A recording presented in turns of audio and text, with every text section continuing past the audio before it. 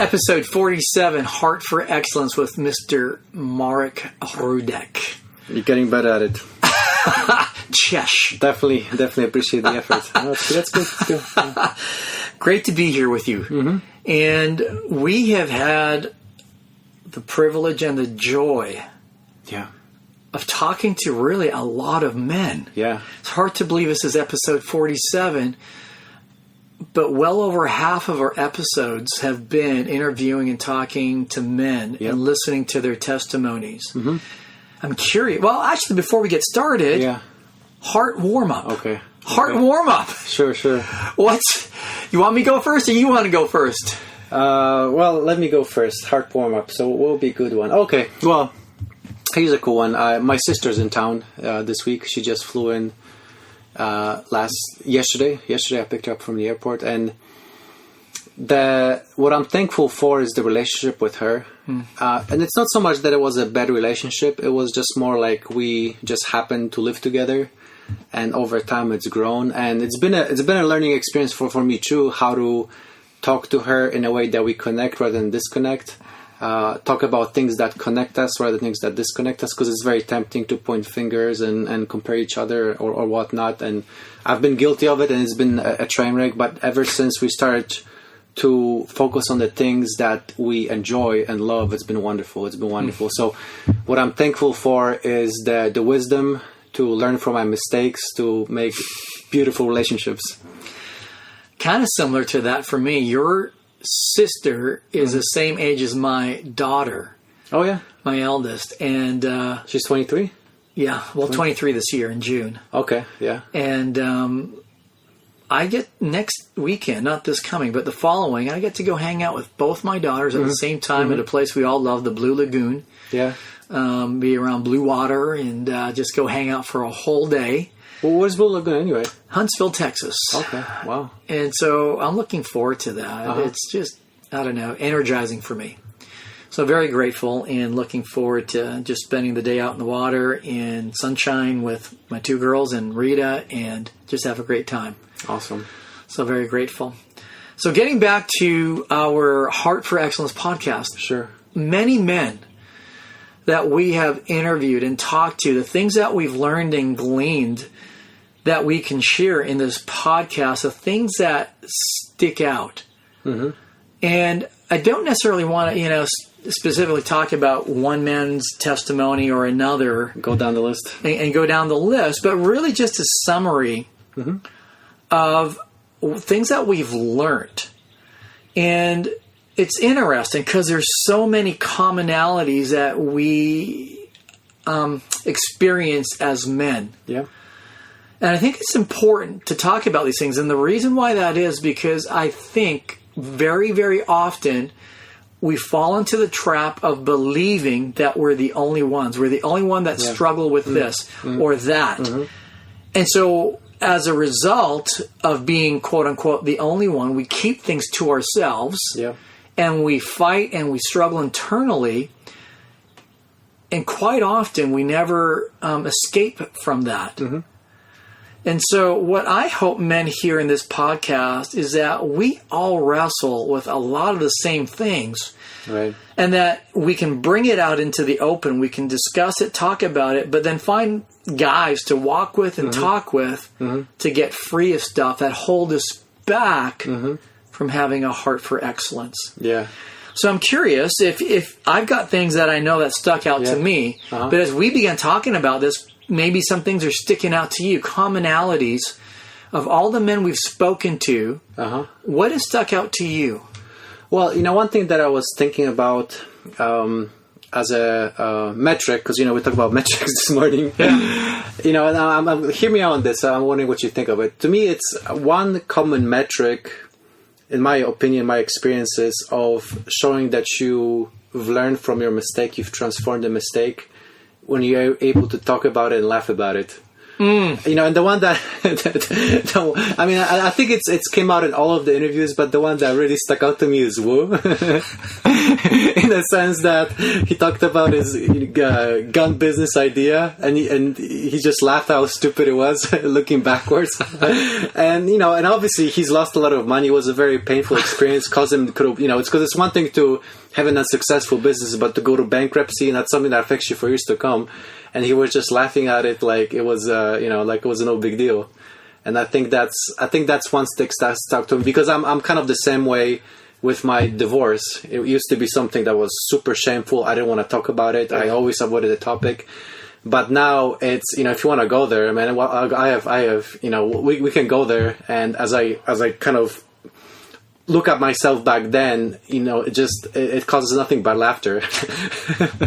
So anyways, that's kind of something that I thought about, is if laughing at your mistake is a sign that you've forgiven, you moved on, and you've learned. That's a great point. Yeah. Because many of our interviews, listening to the guys, there was such a vulnerability and ability just to go, man, I can't believe I did that, or I did this. And there was a thread throughout.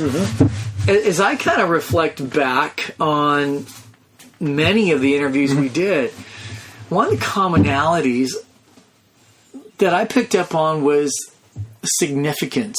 Okay. And how many men, we fell into the trap of stupid things, really searching for significance.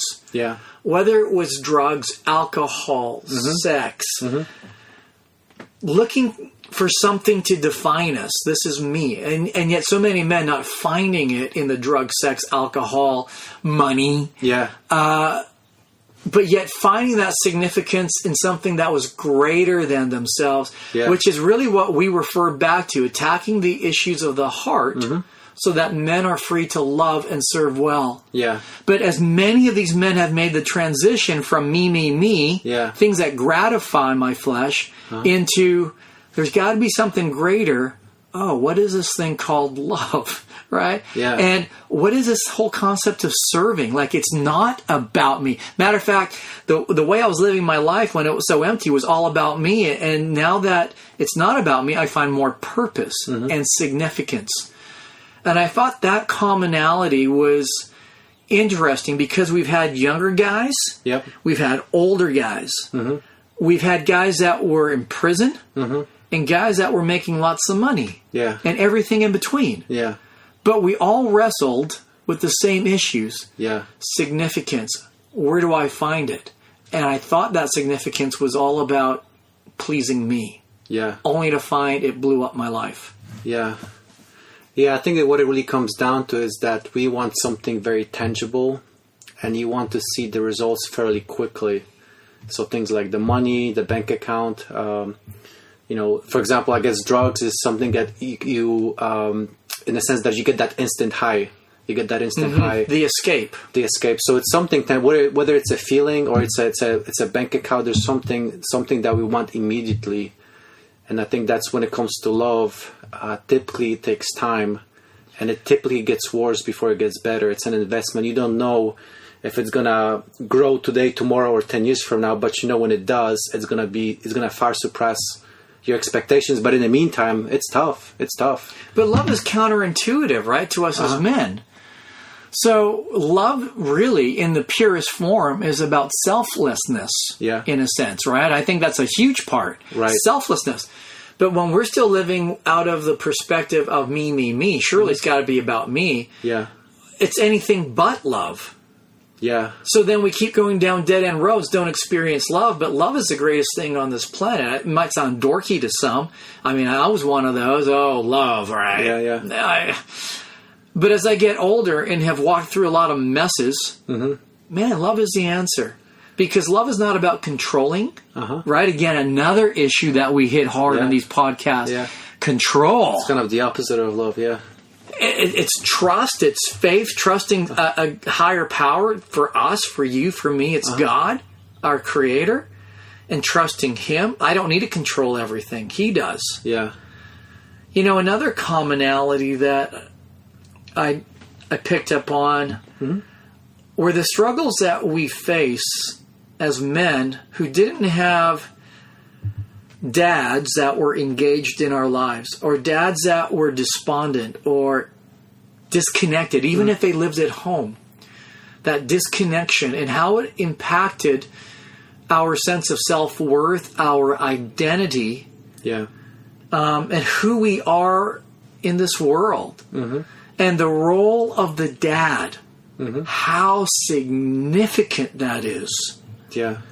That was quite profound to me, because I've always heard things like that.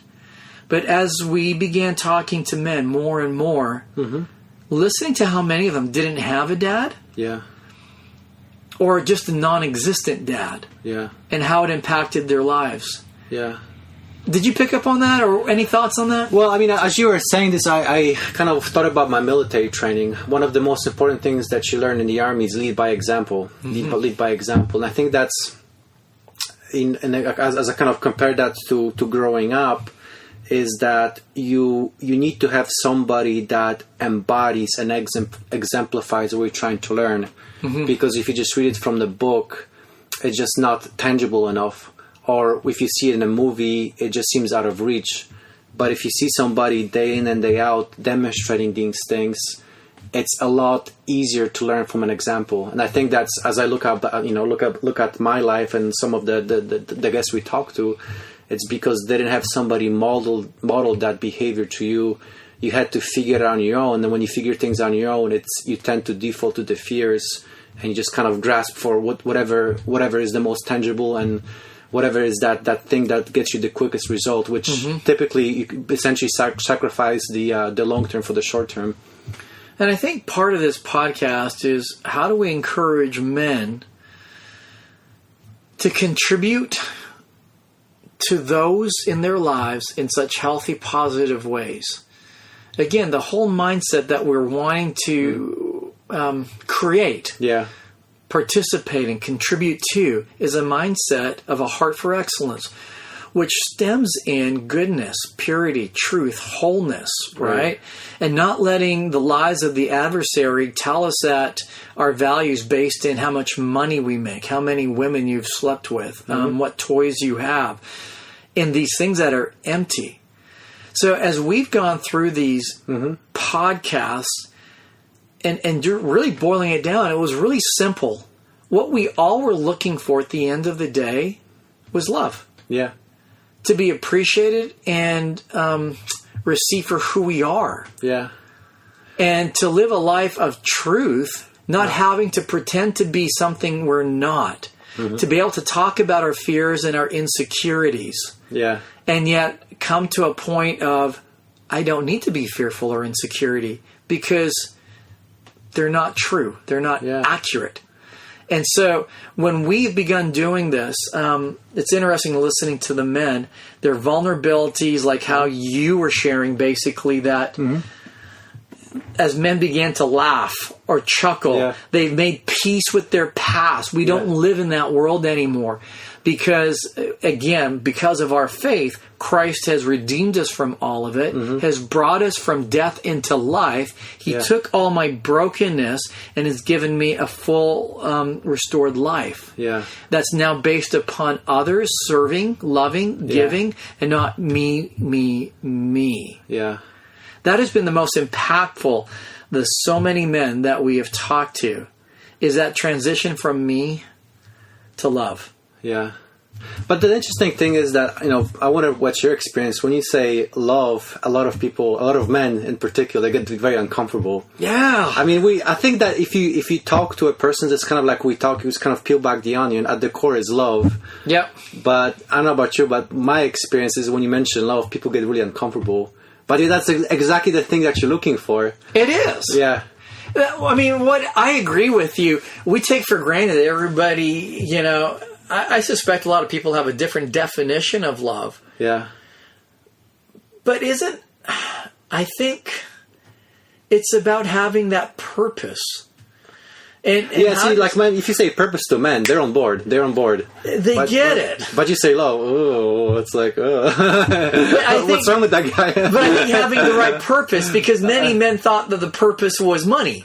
Yeah. Or sex or porn or whatever it was, right? Only to find it wasn't. The purpose, when I say was love or is love, it was about how do I serve others? Mm-hmm. That simple. How do I care for others?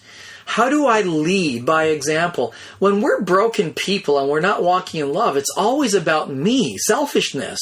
Right. How do I portray myself to others? How are others receiving me? What do they think about me? What does this gain me? Yeah. How does it benefit me? And there's no empty. Love comes along and says, man, how do I care for others? Yeah. How do I just care for this person? Whether it be my wife, my child, my friend, a stranger on the street. How do I care about somebody regardless of me? And when I say men finding love and finding their purpose in love, it's that. Finding that my greatest life is really not about serving me. It's about serving others and caring for others. Yeah. In whatever capacity that is in, whether it's in your job professionally, the church you attend, your neighbors. Yeah. How do you just care for people and encourage them? This world will beat you down. And many of us are still living in that beat up world from the filters that we created from being beat up. But to get past that world of, man, I am beat up, to now I am healthy and whole. How do I help others become healthy and whole? Yeah. That is the greatest thing. And I think every man wants that. I do. Yeah. Because the interesting thing is that when you talk about serving people get more comfortable. The love, it's kind of, when you talk about serving, they get more comfortable. But I think the tricky thing, and I'm talking about myself too, is that you typically serve when it's convenient. Because I think when there's a gain, exactly. Because I think I don't think there's purely selfish person out there. I think everybody serves, but I think that the challenge, and as I look at my past too, is that I serve, but it was only when it was convenient. Mm-hmm. And so in my mind, when you said, "Are you a servant person?" I said, "Yeah," because I did that the other. But having said that, if I peel back the onion deeper, look back, I could have done so much more. And it just, back in my mind, just because it was good enough, I felt like I checked that box, and that's what prevented me from loving deeper, because I just served for as much as I thought I logically could, instead of understanding that, hey, love is going way and beyond the call of duty.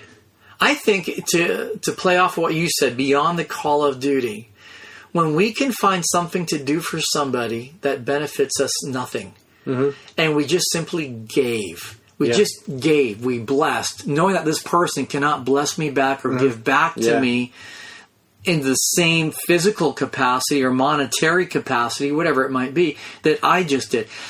That is wonderful. Yeah. And there's something powerful to getting to that point in our lives where we go, how do I give and how do I serve, even when, preferably when, there is no gain for me in that action. Yeah. And I think a lot of it is don't make perfect the enemy of good, because a lot of times, at least, and I'm not judging, because I'm kind of looking back at myself back in those days. I kind of look at the extremes that, hey, oh, you mean you want me to sell everything, all of my possessions, and live on the streets? No, but there is an opportunity to kind of stretch yourself, kind of like working out. You're not going to deadlift 500 pounds today, but if you slowly stretch over time, you're gonna get there. And even if you don't quite get there, then you're gonna be a lot stronger, that you were better off. And I think that's one actionable thing is, and I'm saying that because I want to keep myself accountable too, is every day try to do something that goes beyond what I thought was possible. And it doesn't have to be something huge like give away all my money, but something that my old self would say, don't do it, but here I am doing it and proving myself that I am doing my best to keep expanding that definition of what's possible, to be as loving as I can be. And I think wrapping this episode up is listening to the testimonies of the men that went from self-serving to other-serving. And not that we've all arrived, because we haven't. Yeah. None of us have. But to get past a point of, man, what would bless my wife? Yeah. What would bless this other person? And how do I live more for others than for myself? That has been a beautiful joy that we had the opportunity of participating in as these men would share their stories. So, man, a great recap of our last 46 episodes and what we've learned. So thank you for having this discussion and participating in this episode of Heart for Excellence. Yes, well, thank you for listening, guys. And our challenge to you is do something today that your old self will say, that doesn't make sense. However small it is. I like it. To serve somebody. To go that extra inch and see how it feels. Right on, man. Well, good talking with y'all. God bless you guys and talk to you soon.